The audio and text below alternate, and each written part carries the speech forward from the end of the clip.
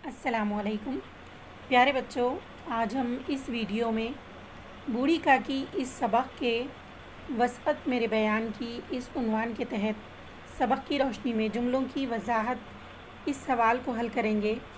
चलिए हम सवाल देखते हैं। सवाल है, सबक की रोशनी में इन जुमलों की वजाहत कीजिए। नंबर 1, 7 बेटे जवान होकर दाग दे गए थे। वजाहत, बूढ़ी काकी को एक के बाद दिगरे 7 बेटे पैदा हुए थे जो नौजवान होकर इंतकाल कर गए थे। तो ये इस जुमले की वजाहत हो गई। नंबर 2, बूढ़ी काकी अपना नगमे बेहंगाम शुरू कर देती। वजाहत, बुधराम बूढ़ी काकी के साथ नाइंसाफ़ी करता था और उसको इस बात का एहसास था अगर कोई बड़ा आदमी बूढ़ी काकी के दरवाजे पर आकर बैठता तो बूढ़ी काकी उसके सामने गैर ज़रूरी बातें शुरू कर देती जो बुधराम को अच्छी नहीं लगती थी। नंबर 3, उनके बुढ़ापे पर, बेकसी पर, फुतूर अक्ल पर किसी को तरस नहीं आता था। वजाहत, सिवाय लाडली के तमाम घर वाले बूढ़ी काकी के साथ नाइंसाफ़ी करते थे। कोई भी उनके बुढ़ापे, बेबसी और अक्ल की ख़राबी जो बुढ़ापे में होती है उस पर तरस नहीं खाता था।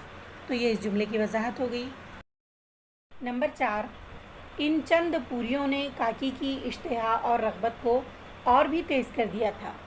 वजाहत, काकी के लिए लाडली अपने हिस्से की पूरियां लाई जो काकी की भूख मिटाने के लिए नाकाफ़ी थीं।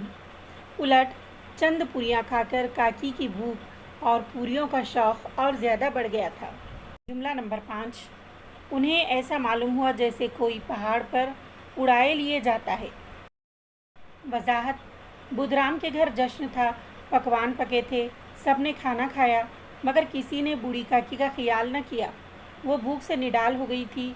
बुधराम ने जो उनके साथ सलूक किया था उसका असर उनके जहन पर इस तरह हुआ कि उन्हें ऐसा लग रहा था कि उन्हें कोई पहाड़ पर उड़ाए लिए जाता है।